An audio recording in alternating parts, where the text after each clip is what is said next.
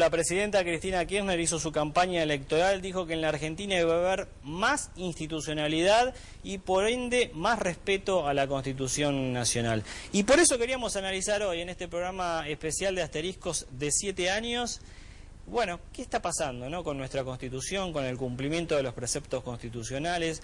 ¿Cómo lo ve un especialista como Juan Vicente Sola, que es profesor de Derecho Constitucional, director de la Maestría de Derecho y Economía de la UBA y además ex asesor de la Cancillería? Juan, le agradezco mucho que esté hoy. Bueno, tenemos un programa especial, cumpliendo 7 años en la televisión. Primero quería tener una visión general suya, ¿no? ¿Cómo observa esto? La presidenta nos prometió a todos en su campaña, bueno, ahora llega la etapa de mayor institucionalidad. Y por otra parte, el Congreso durante bastante tiempo le costó sesionar. Hubo el otro día una marcha muy fuerte para presionar a los jueces, para que aceleren la validez de la ley de medios audiovisuales. ¿Cómo lo observa usted, viendo un pantallazo general desde el punto de vista constitucional esto? La situación argentina en materia constitucional es crítica, es ostensible, en gran medida por una gran actitud de parte del Poder Ejecutivo en forzar algunas situaciones que en general en la tradición republicana llevan al diálogo. El sistema republicano argentino es un sistema de división de poderes, es decir, todo lo que sea unir dos poderes, generalmente esta unión el Poder Ejecutivo y el Poder Legislativo lleva a concentración de poder, lleva a la exageración de la legislación presidencial, es decir, decreto de necesidad de urgencia, lleva también a situaciones confusas, por ejemplo, pero en términos generales, por ejemplo, a que muchas decisiones se tomen en forma oculta. Oculta no porque se quieran esconder, aunque a veces pueden querer esconderse, oculta porque si algo se toma en la sede del Poder Ejecutivo y él no está en el Congreso, no hay el debate necesario y la información. Ahora, la pregunta que tendríamos que hacer en la Argentina era ¿por qué el Congreso no legislaba? Y aquí había una situación un poco particular. En gran medida, digamos, los gobiernos de provincias que negociaban con el gobierno nacional hacían el gran debate político en forma, digamos, oculta, de transferencias de fondos y demás, y de alguna manera ordenaban a los legisladores que votaran sin debate. Esa situación hizo que se pasara lo que se llamara el Congreso Escribanía y la explosión de los decretos de necesidad de urgencia, que son altamente irregulares.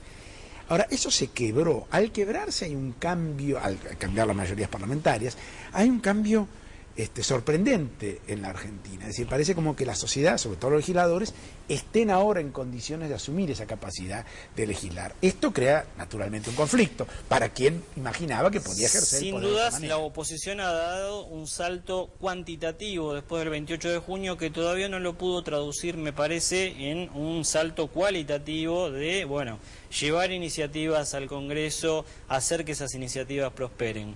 Durante el menemismo se gobernó a decretazo limpio también.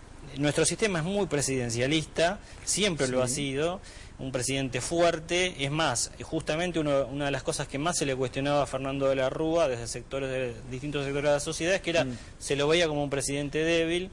El kirchnerismo ha impuesto de nuevo la figura del presidente fuerte, pero a veces da la impresión de que transgrede alguna frontera, ¿no? Hay que ver cómo esto evoluciona. Pero hay dos cambios que son importantes. El primer cambio es que digamos, el Congreso empezó a trabajar de alguna manera. Ahora, me parece algo injusto acusar a la oposición, porque en los sistemas presidenciales el gobierno está en el presidente de la República y en el Consejo de Ministros, digamos, y el Congreso debe en gran medida controlar y legislar. Uno no debe pedir a la oposición que sea gobierno, quizás si la oposición gana una elección lo sea.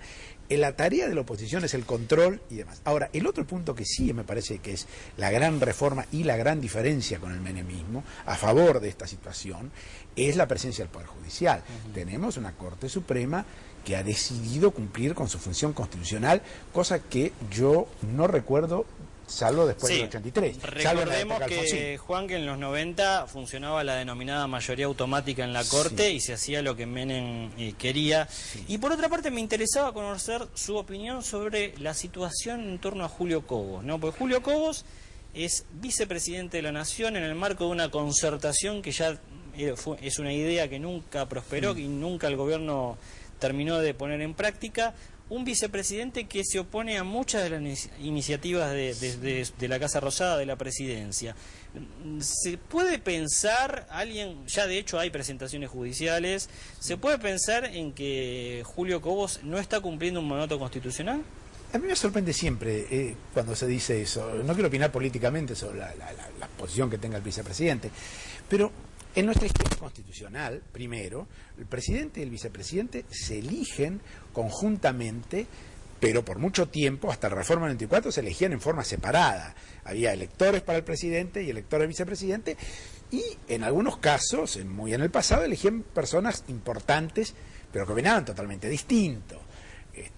Bueno, es más, el otro día analizando esta situación, algunos colegas me comentaban que en los inicios de la institucionalidad norteamericana, la elección se hacía, el que ganaba era presidente y el que perdía era el vicepresidente de la nación. Y hubo algún vicepresidente acusado de traidor. Acá en Argentina hubo temas que no eran del todo distintos. Adolfo Alsina fue vicepresidente de Sarmiento y no coincidían en mucho. Y bueno, y los dos cumplían su tarea como el mejor, de acuerdo a su conciencia. Pero hay un punto que hay que señalar. En general, aún en el sistema actual, la posición del vicepresidente es de una alianza con el presidente política, por eso ponen una lista, pero son elegidos separadamente y cumplen funciones completamente distintas. Tanto es así que hay algún antecedente. Por ejemplo, en el año 54, Perón se quedó sin vicepresidente porque se murió. Llamó elecciones. A esa elección se presentó Crisólogo Larralde, que perdió, pero si hubiera ganado, hubiera sido vicepresidente de Perón. Y de otro color político.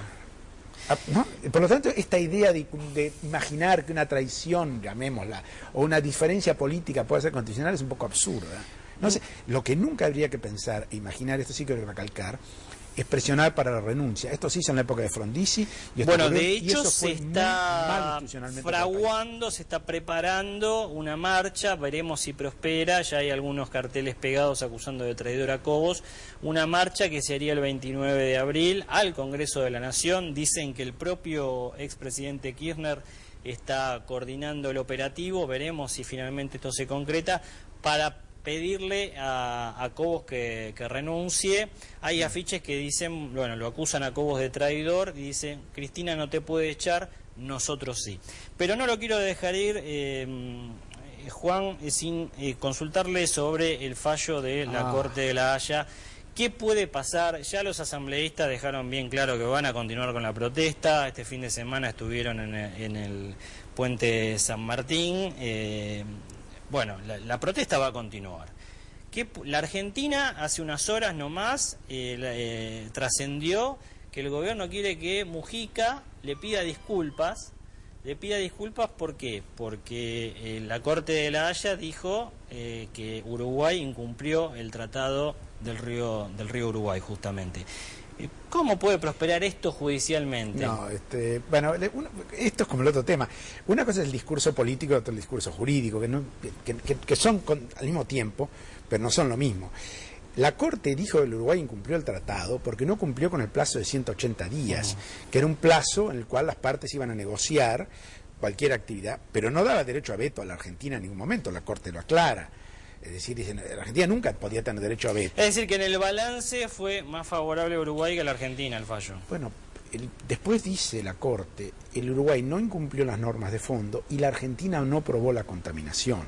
Por lo tanto, una situación extremadamente difícil. Creo que pero lo que le quiero decir en este punto es decir, más allá de lo que el fallo cualquiera lo puede leer, aunque sea extenso y complejo, el futuro es en la posición que puede tomar Gualeguaychú. Es cierto que Gualeguaychú hubo otro arbitraje que la Argentina ganó con respecto a los puentes y no condenó a la Argentina en materia del tema de los puentes.